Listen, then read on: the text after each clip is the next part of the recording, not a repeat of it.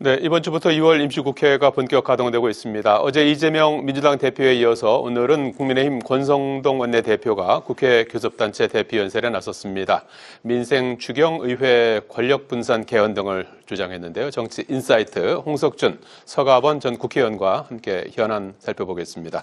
안녕하십니까? 안녕하십니까? 네, 어제 이재명 대표에 이어서 오늘 권성동 원내대표가 교섭단체 대피연설을 했습니다. 작심한 듯 민주당과 이재명 대표에 대한 신랄한 비판을 했고요. 그리고 개헌, 대통령의 권한도 좀 분산시키고 국회의 권한도 좀 분산시키는 내용의 개헌의 어떤 필요성 강조했습니다. 그리고 추경과 관련해서도 기존에 이제 지난번 작년에 통과시켰던 그 예산안 가운데서 삭감된 부분을 좀 이제 복원하는 것부터 해서 추경 필요성도 강조를 했던 것 같은데 어떤 부분이 좀 새롭게 들으셨습니까? 예, 앵커께서 말씀하신 것처럼 권성동 대표는 일단은 정치 개혁 분야에서 지금이 개헌을 하기 위한 적기다. 네. 그래서 대통령 2년 중임제, 4년 중임제를 비롯해서 만약에 중임제를 하게 된다면 대선, 총선, 지선을 동일하게 하자. 그러면서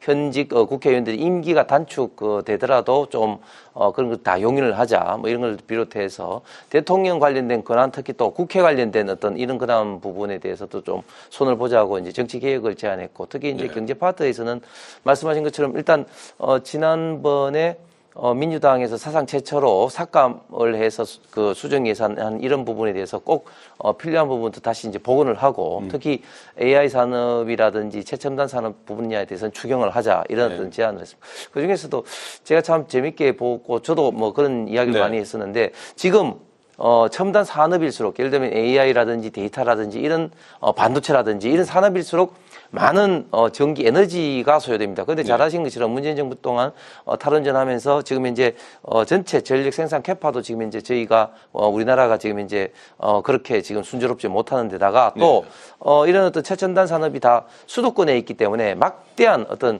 송전에 대한 어떤 부담도 있습니다. 송전에 따른 어떤 전력 누수는 말할 것도 없고 또 관련된 민원도 굉장히 좀 심하지 않겠습니까? 그렇기 때문에 이러한 어떤 최첨단 산업은 에너지원 부근에 좀 입지를 좀 시키도록 노력을 하자.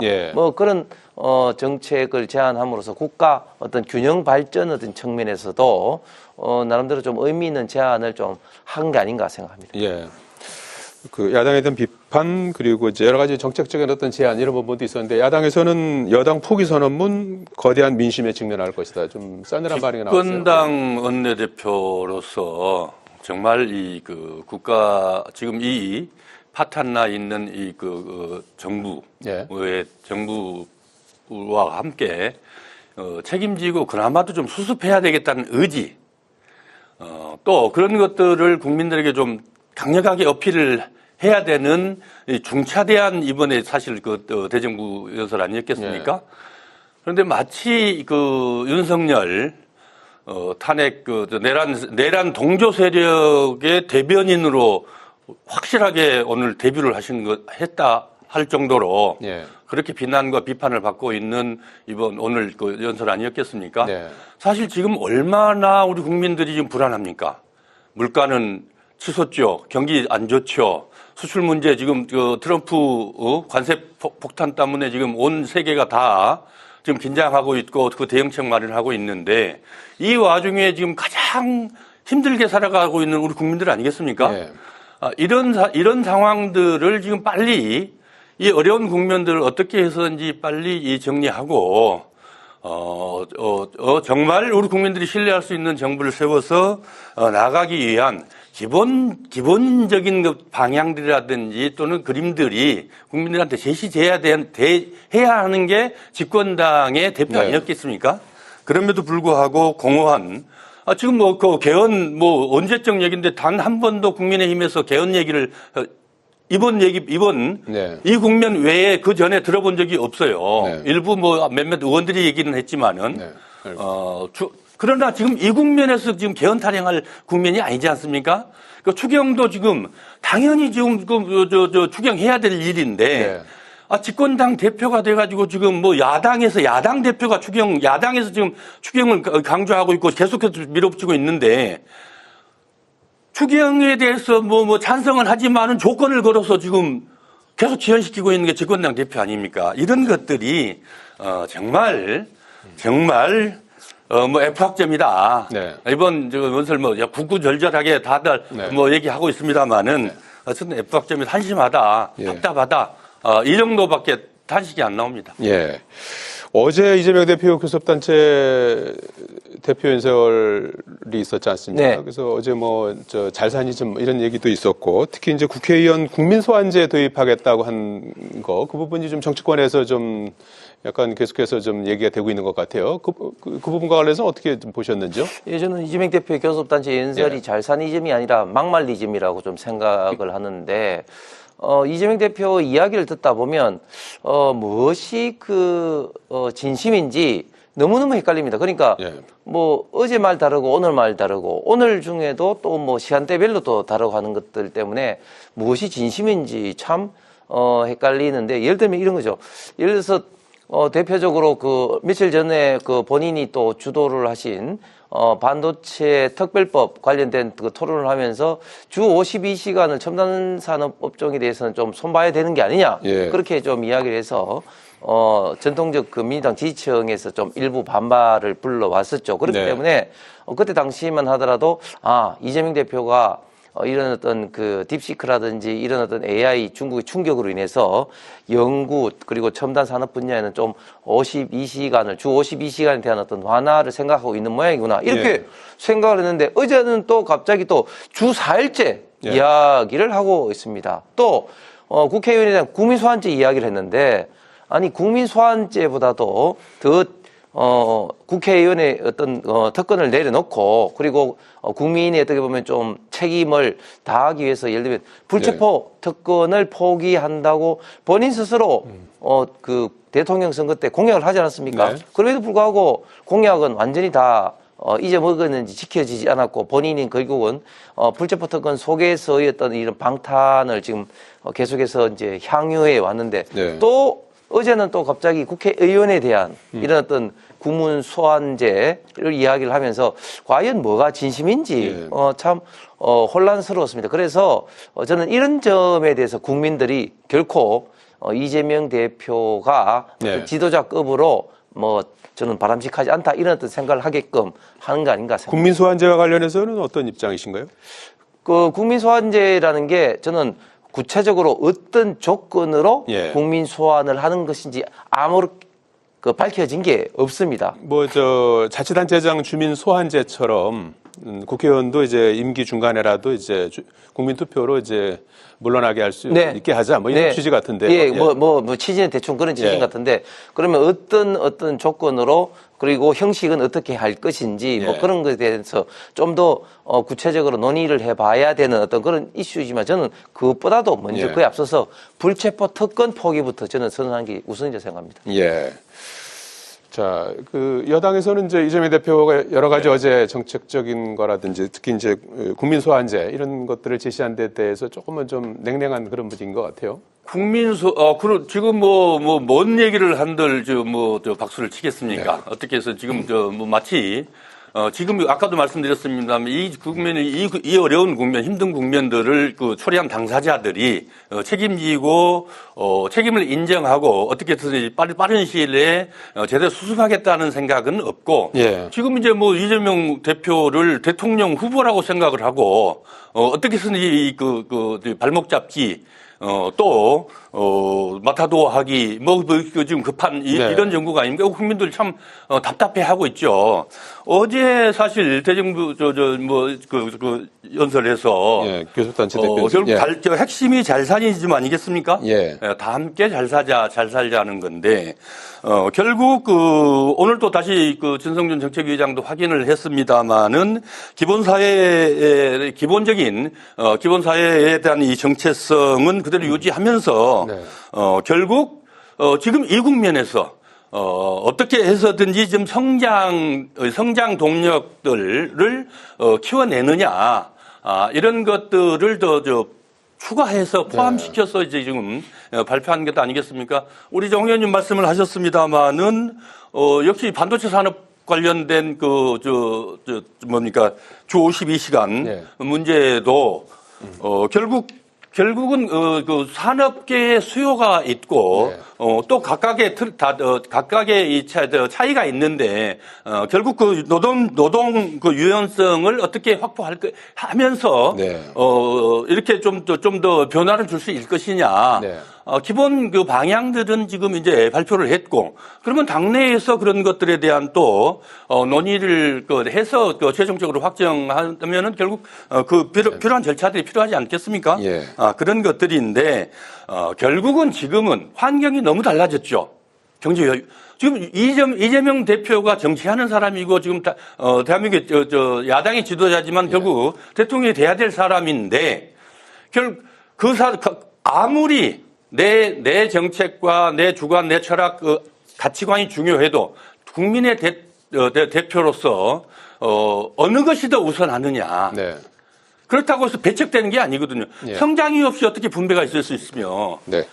빵을 키우지 않고 어떻게 많은 사람이 결국 다 잘 살 수 있겠습니까? 이런 것에 대한 유연한 그 변화, 유연한 마인드, 이런 것들이 가장 중요한 것 아니겠습니까? 그런 네. 측면에서 보면은 알겠습니다. 어제 발표한 것들은 국민적으로 전반적으로 환영을 받지 않았냐 이렇게 평가되는 것 같습니다. 예, 여야 교섭단체 대표 연설 얘기 좀 해봤고요. 어제 국가인권위원회가 윤석열 대통령의 그 지금 헌법재판소에서의 그 탄핵 심판 지금 이어지고 있지 않습니까? 오늘 일곱 번째 변론 기일인데, 그와 관련해서 방어권을 보장하라는 취지의 안건을 의결했습니다. 그래서 이에 앞서서 인권위 직원들은 내란 공범이 되길 거부한다 하면서 상당히 그 성명을 내고 반발을 했는데, 결국은 이제 두 번째 상정이 이제 무산이 됐고 어제 이제 의결이 된 건데, 요 상황은 어떻게 이해될까요? 예, 1월 23일 날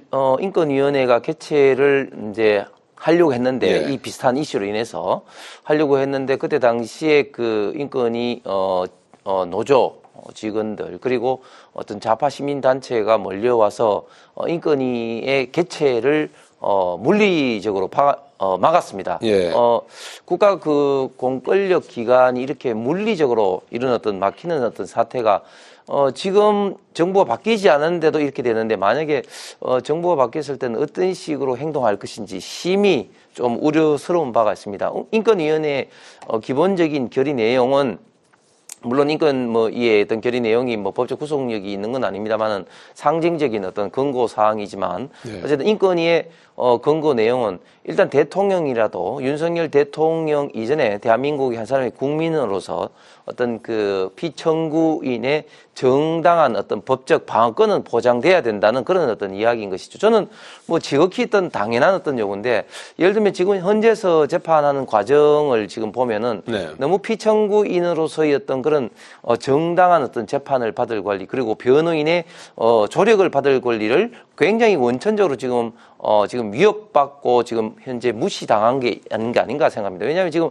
현재 재판소에서 지금 현재 진행되는 상황을 보면은 첫 번째로 일단 너무 빡빡하게 지금 현재 그 일정이 잡혀서, 특히 뭐 이게 뭐 청문회 같이 뭐 초치게까지 할 정도로 청문회 어떤 시간을 뭐 제한한다든지, 또 지금 피해자 그러니까 피청구인의 직접적인 실문이라든지 이런 것도 하지 못하게 하는 거라든지, 또 질문지를 미리 사전에 뭐 제출하게 한다든지, 특히 그보다 또 더 큰 문제는 지금 2020년 형사소송법 개정 이후에 네. 지금 검찰의 조서는 증거 능력으로서 이제 없음에도 불구하고 헌재에서는 이것을 증거 능력을 인정한다고 지금 현재 선언을 했는데, 이것은 명백히 현행 법을 무시한 헌재의 일방적인 어떤 진행이다. 네. 지금 헌법재판소가 우리 대한민국의 헌법과 법률의 최후의 보루고 최고의 재판소인데, 지금 명백히 실정법을 무시하면서까지 이렇게 서둘러서 재판하는 것은 대통령의 어떤 탄핵 심리의 어떤 결과가 기각이든 인용이든 어떻게 나더라도 굉장히 어떤 국민적인 어떤 그런 갈등과 충돌이 있을 수밖에 없는데, 이런 충돌과 갈등을 최소화하기 위해서라도 진행되는 과정은 정말 공정하게 최소한의 어떤 피청구인의 어떤 방어권을 인정을 해주면서 해야 되는데 이런 것을 너무나 지나치게 무시하고 있는 점에 대해서 인권위에서 이런 예. 어떤 강력한 권고 사항을 내린 것 같습니다. 야당에서는 국민 인권은 뒤로하고 대통령 인권 보장에 급급하고 있다. 도대체 인권위원회 사망의 날이다 이렇게 도대체 주장을 인권위가 했습니다. 뭐 예. 하는 기관인지를 우리 여권 사람들은 모르고 있는 것 같습니다. 우리 홍 의원님 죄송한 말씀인데 국가 권력기관이 아니거든요. 이건 엄부지맨입니다. 인권을 보장하기 최소한의 인권이 확보되지 않은 것에 대해서 조사해서 그것을 시정하도록 권고하는 기관이고 예. 그렇거든요. 그런데 지금 탄핵 심판 과정에서 우리 국민 누가 어느 정도 거리 나가서 지금 외치는 탄핵 반대 세력들을 제외하고는 예. 지금 윤석열 대통령이 재판을 받는 과정에서 뭔가 부족하고 방어권을 행사하지 못하고 있고 부당한 대우를 받고 있고 절차적으로 여러 가지 흠결이 있고라고 판단하는 그런 국민이 얼마나 될까요? 지금 거의 생중계 하다시피 하고 있는 거 아니겠습니까? 네. 다 하나하나 토시 하나까지 심지어는 피청구인이 직접 변호사들 지휘해가면서 하나하나 고쳐가면서 그런 것까지 다 지금 하고 있고 하는데 하물며 다른 기관도 아닌 국가인권위원회에서 네. 얼마나 지금 억압받고 있는 사람들이 많고 지금 밀려 있는 것들이 많은데 사실 지금 인권위원회가 정상적으로 가동되지 않고 있는 거 아니겠습니까? 네.